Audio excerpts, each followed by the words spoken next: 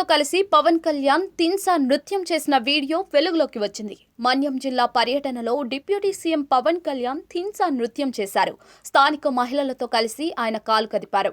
వర్షం పడుతున్నా కూడా లెక్క చేయకుండా ఆయన నృత్యం చేశారు. ఇందుకు సంబంధించిన వీడియో సామాజిక మాధ్యమాల్లో చక్కర్లు కొడుతోంది.